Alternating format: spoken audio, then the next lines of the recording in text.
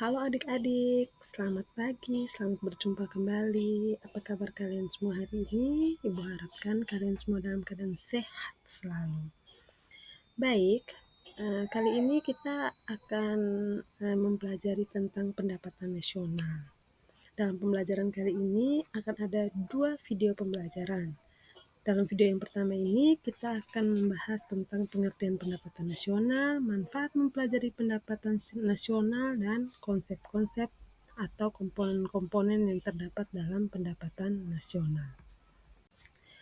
Anak-anakku yang hebat, sebelum kita mempelajari lebih jauh lagi tentang pendapatan nasional, perlu kalian ketahui tentang tujuan pembelajaran kita kali ini.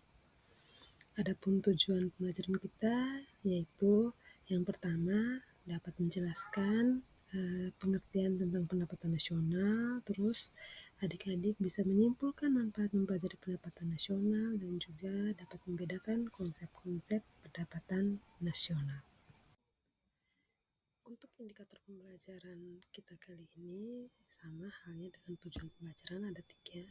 Dapat menjelaskan pengertian tentang pendapatan nasional, menyimpulkan manfaat-manfaat mempelajari pendapatan nasional, dan juga membedakan konsep-konsep pendapatan nasional.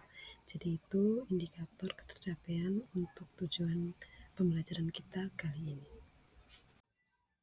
Baik adik-adik, setelah kita mengetahui tujuan pembelajaran kita kali ini dan juga indikator ketercapaian tujuan pembelajaran kita pada pertemuan kita kali ini, maka mari kita lanjut dengan pembahasan materinya. Oke, yang pertama yang kita harus tahu dulu pengertian dari pendapatan nasional itu sendiri.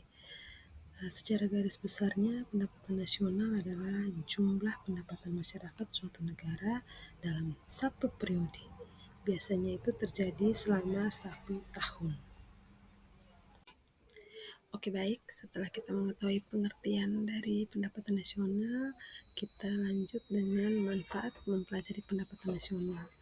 Adapun manfaat dalam mempelajari pendapatan nasional itu ada 4. Yang pertama, manfaat untuk mempelajari pendapatan nasional itu yang pertama mengetahui dan menganalisis struktur ekonomi suatu negara, baik struktur ekonomi, industri, agraris, ataupun jasa. Yang kedua, membandingkan keadaan ekonomi dari waktu ke waktu karena pendapatan nasional dicatat setiap tahun. Yang ketiga, membandingkan perekonomian antar negara di dunia. Dan yang keempat, pedoman bagi pemerintah untuk mengambil kebijakan yang berkaitan dengan pembangunan ekonomi nasional. Jadi itu adalah 4 manfaat kita mempelajari pendapatan nasional. Oke baik adik-adik, kita lanjut pada konsep-konsep pendapatan nasional. Konsep-konsep pendapatan nasional itu dibedakan menjadi 6. Yang pertama, produk domestik bruto, yang biasa disebut dengan gross domestic product, itu diartikan sebagai jumlah barang dan jasa yang dihasilkan dalam 1 tahun di dalam satu negara, termasuk dari perusahaan asing. Sedangkan yang kedua, produk nasional bruto atau gross national product, itu adalah total nilai produksi barang dan jasa suatu negara dalam 1 tahun, termasuk yang dihasilkan oleh negara baik di dalam negeri maupun di luar negeri. Untuk menghitung produk nasional bruto itu, kita bisa mengurangi produk domestik bruto dengan pendapatan luar negeri. Dan yang ketiga, produk nasional neto atau yang biasa disebut dalam bahasa Inggris dengan net national product. Net national product ini diartikan dengan nilai pasar barang dan jasa yang dihasilkan dalam 1 tahun. Untuk menghitungnya, kita bisa menggunakan rumus produk nasional bruto dikurangi dengan penyusutan atau biasa disebut dalam bahasa ekonominya depresiasi. Berikut yang keempat, pendapatan nasional bersih atau net national income. Itu biasa disebut dengan pendapatan yang dihitung berdasarkan jasa yang diterima oleh masyarakat sebagai pemilik faktor produksi dan juga nilai bersih barang dan jasa yang dihasilkan oleh suatu negara.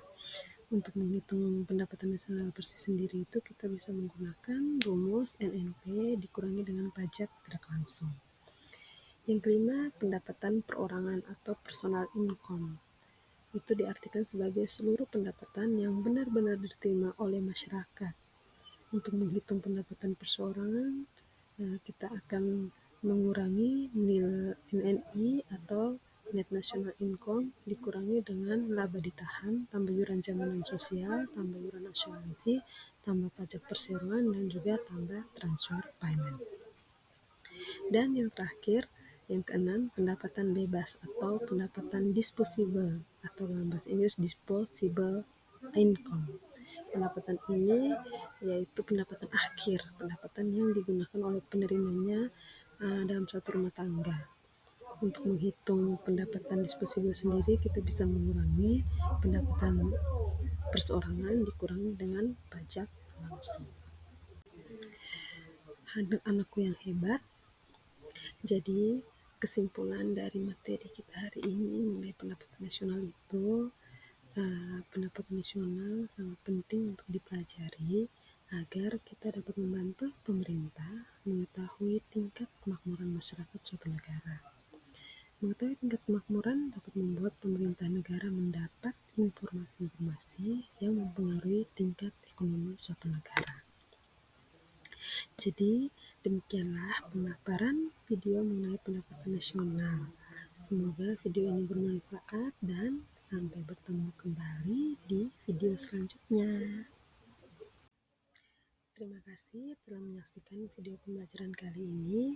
Jika ada hal yang ingin ditanyakan, silakan kontak Ibu melalui WA, Facebook, maupun Instagram. Sampai bertemu di video-video selanjutnya.